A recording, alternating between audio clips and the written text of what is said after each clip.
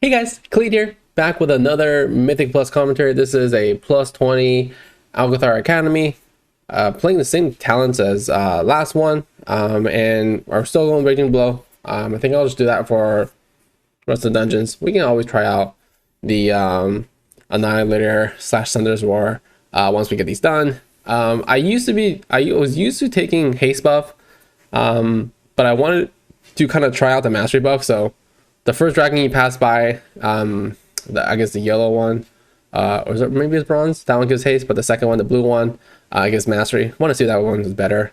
You guys saw there, it gave me around like what 4 point something% mastery, so it's not bad. It was significant. Also here, to be honest, like if you have the DPS to finish the key, there's actually no reason to not just do the skitter flies here by themselves. I'm sure you can pull the whole dungeon or the whole room here and get them all done, but these guys just create so much, I will say, annoyance to the group that if you're able to time it without it, just kill these guys by themselves. It'll make the rest of the ads here much easier. Obviously, don't use your cooldowns here because you're gonna have a large pack right afterwards, right? So yeah, we'll get these guys down. Now it is easier if you have like 2 druids like we have. You could always get off there and rage. The reason why it becomes difficult is this agitation that they get.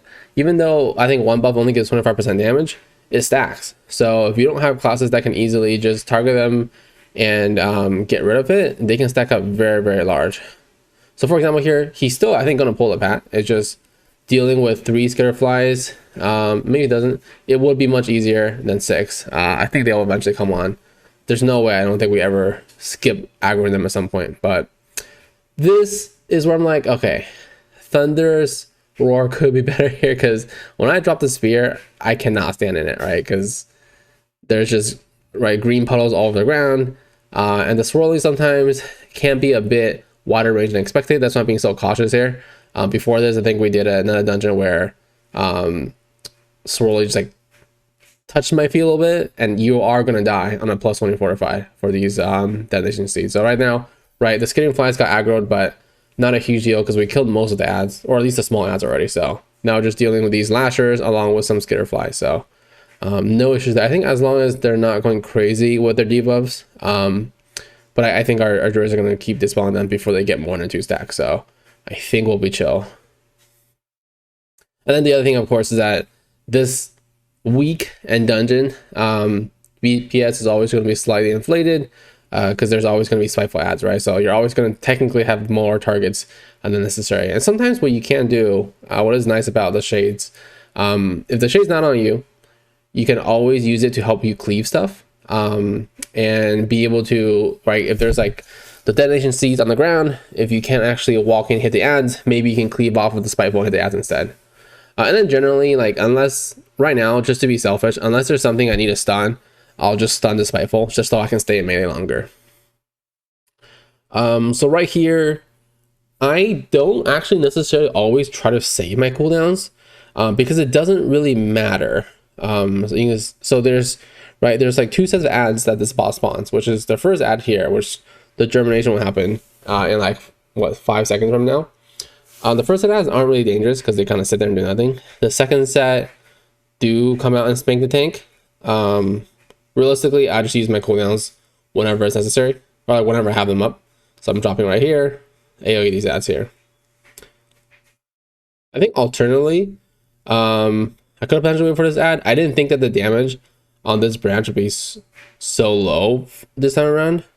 Generally, I feel my goal for this branch is you want to either kill it before germinate, like significantly kill it before germinate, so you can get the clear on your debuffs, but definitely not right now. You definitely don't want to kill it as germinate happens, because unfortunately I didn't get clear there because I wasn't sure if I was gonna die to germinate or not. So now I have I'm gonna have an extra stack of the kind of, I think it's poison, not sure if it's poison or bleed, but the debuff that you can see there, like 21 seconds left.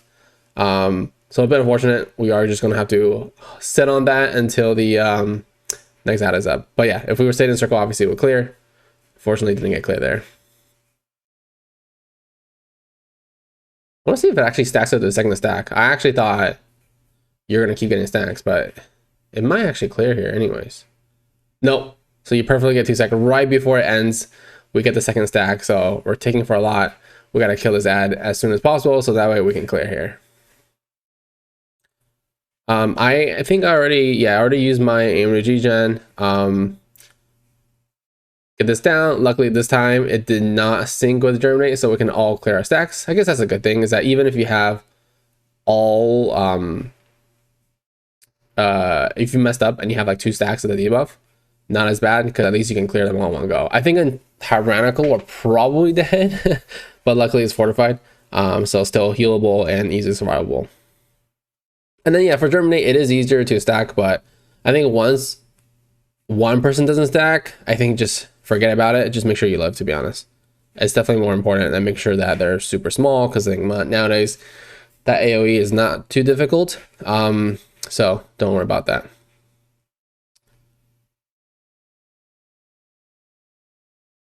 And it's always, and I guess that fight would also be a situation where I think Thunder's Roar could do better, because as far as I know, Thunder's Roar is still end capped, so you can hit every single ad and just blast.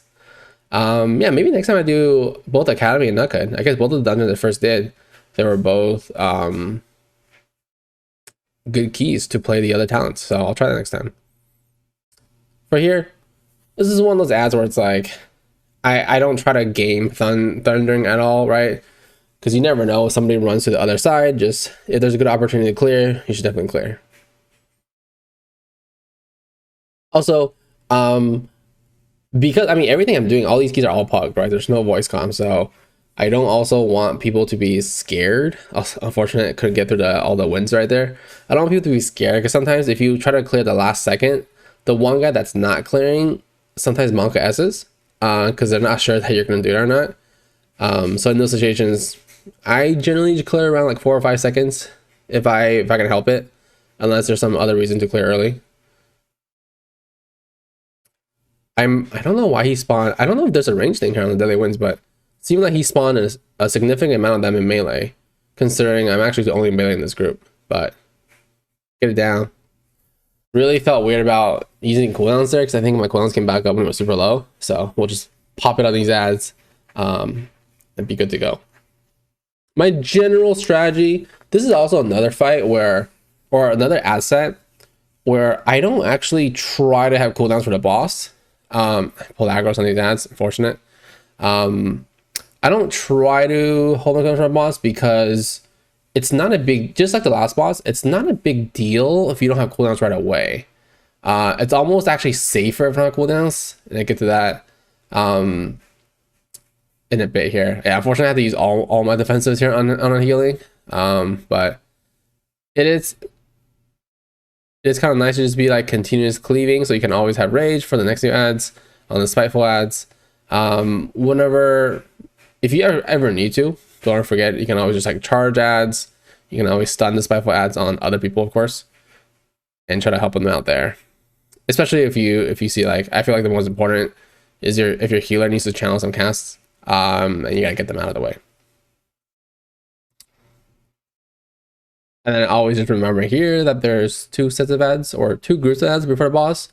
So I'm kind of like looking at my cooldowns here, and it's kind of a weird situation because now there's 20 seconds left before the boss comes down. And there's going to be ad spawning.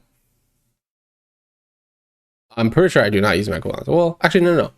I think I do use my cooldowns here because the ads actually live a long time. Yeah, because I'm basically looking at it. So my cooldown's going to be up in like 2 seconds. They're at 90% HP. I might as well just throw my cooldowns. Because what I mentioned earlier, you don't necessarily need your cooldowns for a boss, because generally nowadays on this boss, you always do the fire first, which means you're going to get that 75% damage taken increase, like debuff on the boss for I think it's like 10 seconds or something. Depending on when you clear, and you'll see here the tank zone type 3 stacks. I actually really like it when we clear at 4 stacks, because when you clear at 4 stacks, it happens around 1 minute and 30 seconds into the fight. So if you actually pop your cooldowns on pull as Fury and you clear at 4 stacks of the debuff, you will have all your cooldowns again for the big 75% damage increase burst. So it's actually really, really nice cooldown use there.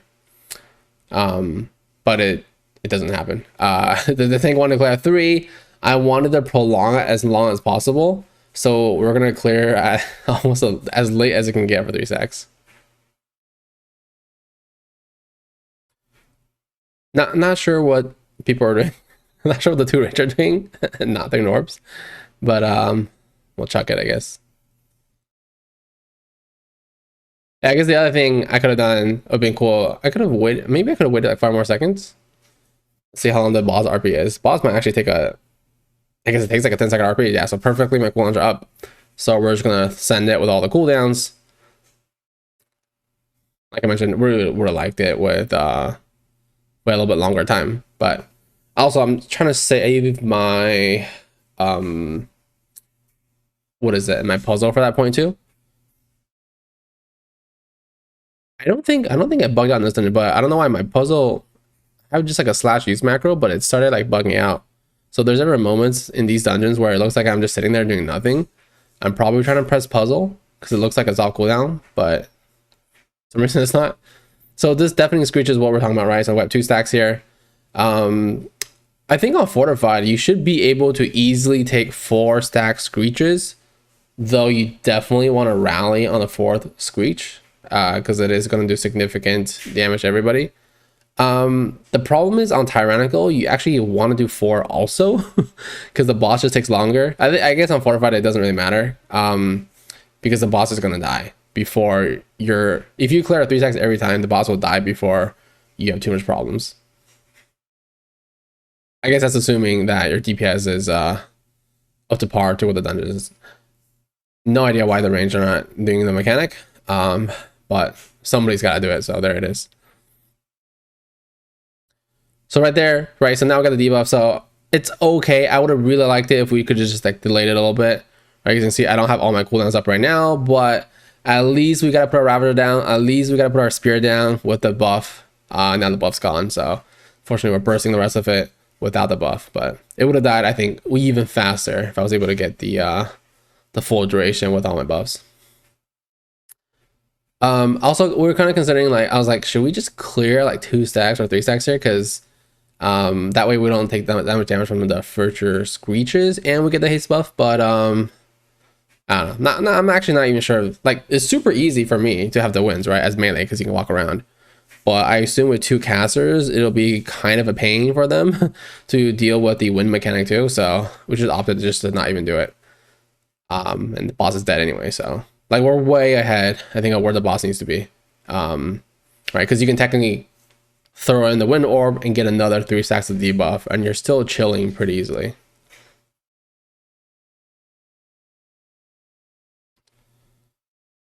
All right, coming back here to these ads. I think these ads, I would say from a kicks perspective, maybe the most dangerous, because there's always going to be like multiple casters in a pack. I think I somehow end up doing this dungeon a lot with Paladin, so that kind of helped a lot. Unfortunately, cooldown's not up perfectly, but at least we have the Wind Scar, Odin's Fury a little bit. I think I was too used to tyrannical weeks where these ads would already be dead by now.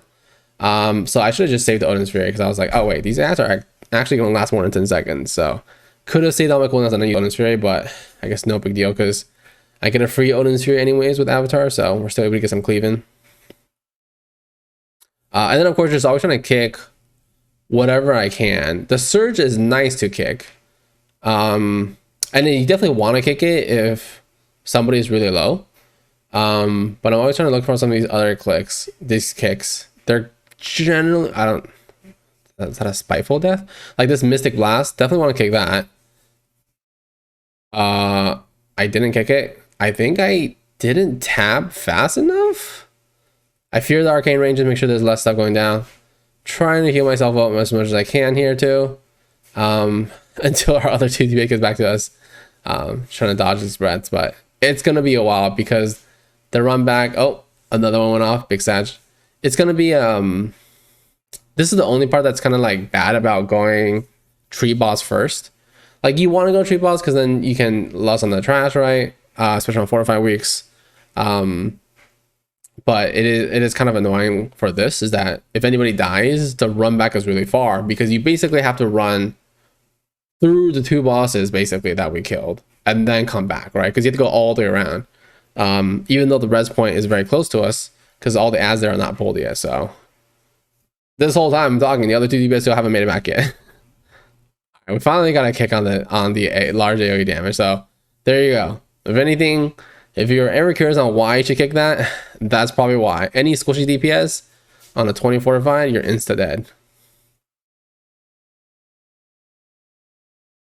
All right, it's finally down. Just make sure you got dodge of breath. The breath actually isn't even that bad. It doesn't. I think I got hit by like 2 or 3 ticks. Didn't die. Any day now, the boom will make it back to us, and we'll get it. Also, it was at this point in the key that I realized, oh, our boomy doesn't have a beam, so you can't silence the mobs. This whole time, I'm like, I feel like this should be super easy from like an NR perspective, because we have a prop pally, which, right, free Avenger shield silences, right, it gets procs, just throws them across the board, crazy amount of cast interrupts, and we have a beam. So like if we ever get to a big pack, you just do both of those things, nothing really needs to be kicked, because there's basically perma kick right during the burst. But I think I very quickly realized doesn't have beam. I think he definitely should take a beam. But I have no idea what they lose for that, but I think it's a bit troll in this dungeon. Get a little puzzle going, because we don't want to be activating puzzle here. We kick that again, and we're like, oh shit, nice. We got the roar from the from the Resto Druid there, just to make sure that these that cast doesn't go off again. That was very close. My fear actually, I think, would have been slightly too slow from the global cooldown. So now I'm like, oh shit, there's another one of these guys. All right, we're gonna target them, except I think it's a scepter that's marked as circle that I gotta kick. Luckily we kill this guy first, and we finally get the kick on that guy again. All right, we're learning here. This is a learning run. We're like, okay, that definitely needs to be kicked, because I think this is, I don't think there is that many keys that I've done where it's double range DPS, just because there's just not that many. Like if you put a key in looking for a group of the DPS, there's so much melee versus range. At least I know here, this one I definitely kicked the textbook, because that that, I don't know what it's called, but monotonous thing, it is going to put people to sleep, which is very bad, because there's a lot of little AoE stuff going on the ground. So if you fall asleep and you get hit by those, you're dead.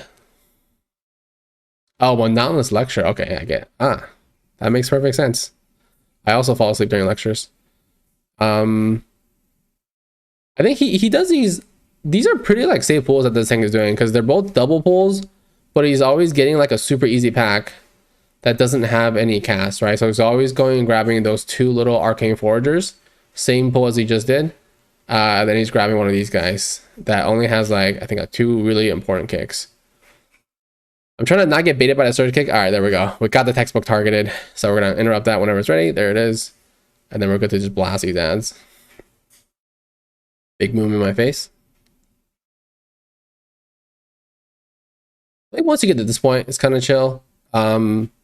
Next ad's not as bad.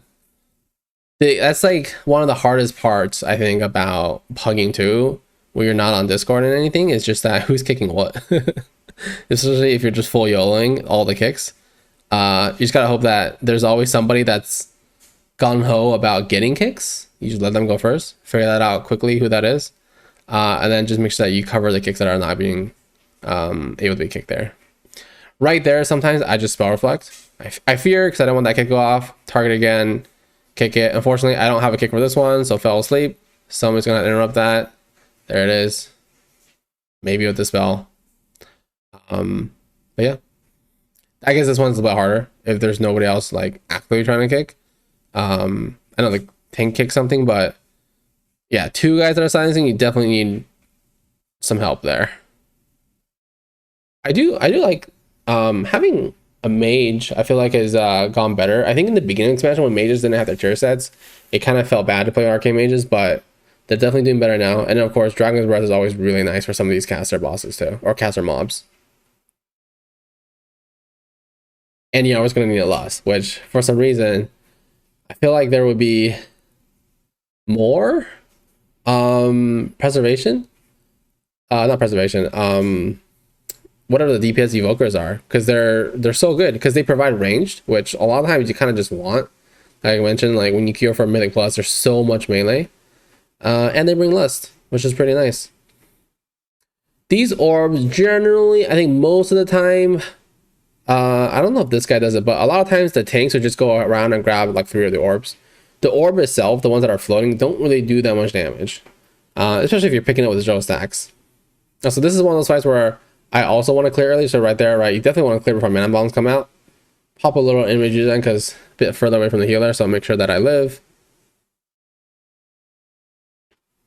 But yeah, one of the things that if you're ever tanking this guy, I don't think doesn't do that as much, but a lot of times if you know that there isn't like some crazy mechanic happening by the boss, the tanks just run around and collect the orbs. I think as a melee DPS, I would much rather that the tank drags the boss around, because sometimes if I go and collect the orbs, unless I wait for the ones on the boss, it's just going to take too long and I have to get out the boss, right? Whereas the boss is not going to move fast enough for me to go along with it and be able to keep up. Unfortunately there, the Boomy got hit by the beam. The beam does focus on the tank, so as long as you're not standing on the tank, you're kind of chilling. But I would also say this is definitely, I think now people consider this a more difficult boss, just because there's more like, I would say there's more opportunities to die in the boss, which makes it difficult, right? Because like a lot of these things, like they'll one-shot you, like for example the beam, or even like these mana bombs. Like you can look at this fortified damage and it's like half my HP. So imagine that on tyrannical. It just starts chunking you very, very hard. Actually, I had no idea until I just looked at now that the pools on the ground actually disappear a little bit. Not as bad. Oh, the other reason why your tanks can just grab all the little orbs is that debuff that you get, so the one I have right now, like 11 seconds left, where every time you collect an orb, you take more damage from other orbs. It's dispellable. So if you're a tank and you run up and you collect like all 5 orbs, you can just instantly dispel it off. And then you're good to go. Let's get around that guy. I think we're gonna pull this. So this is where I'm like always unsure. I'm like, there's 3 packs there. Is the tank gonna get it? He is.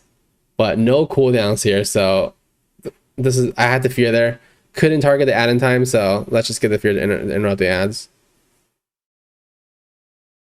I don't know if this is like this expansion specific, but some of these ads, like a lot of times in other expansions, when you CC interrupt an ad, it'll instantly recast the ability again, which makes the CC kind of suck, right? Because you kind of just like screw other people that are actually trying to kick it. But it looks like here that's not the case, and I think that's the same for some of the other newer dungeons too, is that some of the interrupts are just straight interrupts, and even though you actually fear them, it does interrupt it completely, and you don't have to worry about screwing up somebody's kick. It does make it much nicer, I think, for maybe classes that don't necessarily have a single kick on a super low cooldown, that if you just CC them, it is going to interrupt that cast.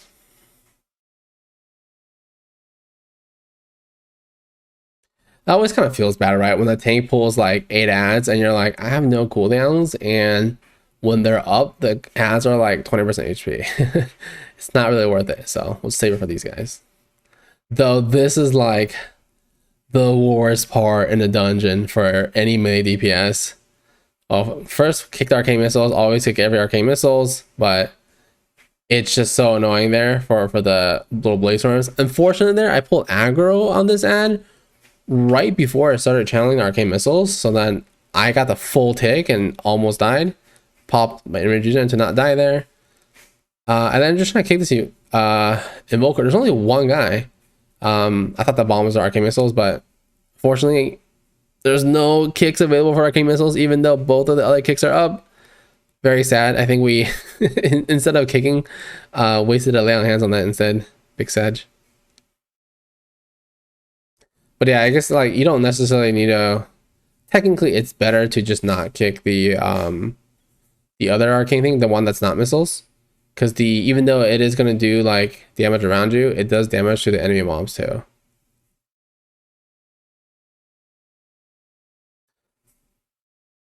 Just stun this missiles a little bit, because I think that's another thing too, is sometimes I don't think the missiles necessarily has a like a threat thing. So right there, I saw that was channeling Boomy, probably would have gone really low or died. So just make sure I kick those. This is also why, like, I originally took Fear in this week for Spiteful, just so I can fear the Spiteful away, but it's been really nice for like these groups where like we somehow don't have Beam here. Like, look at these 3 arcane missiles just constantly going off. Just massive damage across the board. The Fear is always nice to just be able to cut into a little bit of that AoE CC that I feel like we're lacking a bit, because realistically, come on, we're not taking Shockwave, right, as DPS. There's too many other strong talents in that side of the tree. And then Evoker pack, I pummeled. I don't know why pummel AoE aggroed. Might have like pummeled hit whirlwind at the same time. But always always has to pull aggro right there with no cooldowns. So this is like, I think at this point I'm like, okay, all right, I'm kind of chilling. I know what I'm doing. The evokers cats aren't really getting interrupted, so just really focusing on the missiles here. Just make sure I get this. A lot of times I'll actually just use my stuns on the Echo Knights for their Blaze Storms, just so I can stay in. But if the Evoker is on an edge like that, it's super nice and easy, because you can just always cleave off the Evoker and never have to deal with the Echo Knights, right? Fear might have to give me some time, but it gets AoE instantly. Walking around a bit. Still got a couple hits in though from the Spiteful Sidge. The one good thing I will say though about having 2 ranged, well, also the fact that like some of the mechanics are nice that they're outside, is that they can always hopefully clear with each other, and if not, the healer can clear with them. If the 2 ranged units can clear and then the healer and tank can clear, it makes it very nice for us to just be able to sit with the Thundering buff the whole time. We're on the last boss already. I think this is literally I'm trying to think if there's like an easier last boss.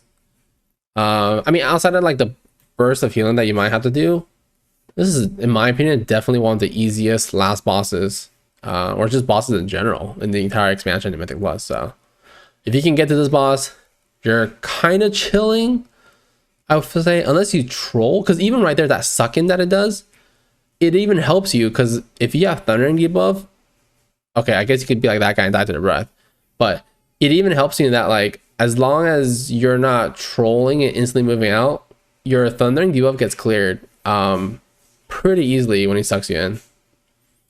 But I think just in case, I think there's right there. Okay, sucked in. Okay, it wasn't perfect, but you're all next to each other, right? As long as you're not like instantly leaping out, but the guy can't reach you, you're good to go. Right here, the energy bombs, I just teleport heal this me instantly, because only melee, I can't splash on anybody because I'm super far away from the tank. That's one of the, and then the other thing you want to note is that just watch your debuff numbers. So that overwhelming power, you guys see right now, I have 2 stacks of it on my debuffs.